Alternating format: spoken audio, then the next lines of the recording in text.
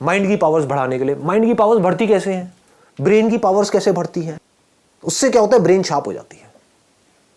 कितनी शार्प हो सकती है उसकी कोई हद नहीं है।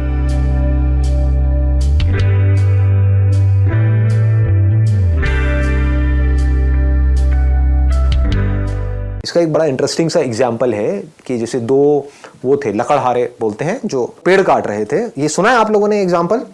सुना होगा। जिसने नहीं सुना मैं बता देता हूँ, बड़ा कॉमन सा है ये। दोनों ने साथ साथ में पेड़ काटना शुरू किया। एक दिन में मान लो 10 पेड़ काटते थे दोनों। कुछ टाइम बाद, 1 महीने बाद क्या हुआ कि एक बंदा 10 से 20 पेड़ पे पहुंच गया, 20 पेड़ काटने लगा, और जो दूसरा बंदा था वो 1 पेड़ पे आ गया।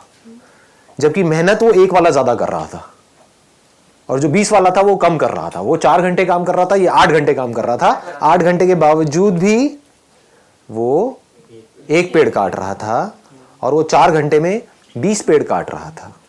तो वो क्या कर रहा था? उससे जब जाकर के पूछा, समझा, तो वो 4 घंटे पेड़ काट रहा था और बाकी के 4 घंटे उसकी धार तेज कर रहा था, अपनी जो आ रही है उसकी।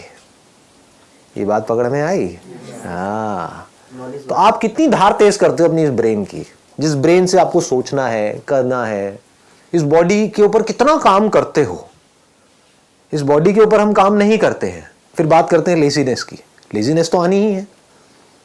बॉडी के ऊपर आप कितना काम कर रहे हो? बॉडी की धज्जियां तो उड़ा रहे हो, 8-8 घंटे तक मोबाइल के ऊपर लगे हुए हो, कर रहे हैं ना ये सब हम। इसकी वजह से बॉडी पूरी स्टिफ हो रही है। उसकी वजह से क्या होगा? ब्रेन में ब्लड प्रॉपर तरीके से नहीं जाएगा तो सुस्ती आएगी, जिसको लेजीनेस बोलते हैं। तो अब बॉडी पे काम नहीं कर रहे हैं, अपने माइंड पे क्या काम कर रहे हो? अगर मैं आपसे पूछूं तो माइंड की पावर्स बढ़ाने के लिए। माइंड की पावर्स बढ़ती कैसे हैं? ब्रेन की पावर्स कैसे बढ़ती हैं? हाँ, एक तो है ब्लड सर्कुलेशन से, दूसरा है कि ब्रेन को रेस्ट देने से। रेस्ट सोने वाला रेस्ट नहीं कह रहा मैं यहां पर, मतलब being absolutely aware but not doing anything. उससे क्या होता है? ब्रेन शार्प हो जाती है। कितनी शार्प हो सकती है उसकी कोई हद नहीं है। जितने भी साइंटिस्ट हुए हैं पास्ट में, बड़े से बड़े, चाहे बाहर की दुनिया के चाहे अंदर की दुनिया के, उसमें आप एक चीज नोट करोगे, वो लोग कई कई घंटों तक, कई कई दिनों तक कुछ कुछ केसेस में बैठे रहते थे एक ही जगह पर, सब कुछ छोड़ छाड़ के। और जब कुछ नहीं कर रहे होते थे तब डिस्कवरी होती थी। बात समझ आई? दूसरी तरफ से ऐसे लाखों साइंटिस्ट आए और गए। उन्होंने क्या किया? जिंदगी में 50 साल तक खच्चरों की तरह सिर्फ काम ही काम किया।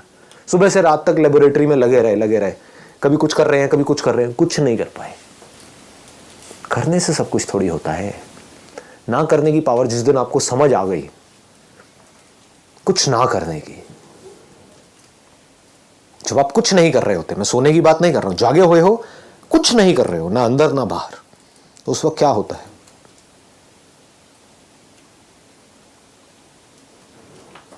उस वक्त आपकी ब्रेन एक ऐसे कंप्यूटर की जैसी होती है जो अभी अभी फॉर्मेट हुआ है, और फॉर्मेट होते ही उसके बाद में जैसे ही कोई थॉट उसके अंदर जाता है, एकदम से प्रोसेस होकर के बाहर आता है। तो ये है एक्चुअल सॉल्यूशन। पकड़ में आ गई ना बात? तो don't live in this illusion. In fact ये बड़ा खतरनाक स्टेट है अगर इसको आप अचीव करने की कोशिश कर रहे हो कि मैं हमेशा मोटिवेटेड रहूं।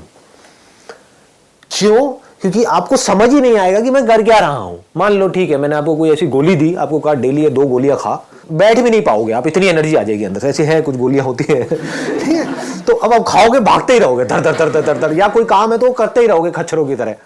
तो आप कभी सोच नहीं पाओगे।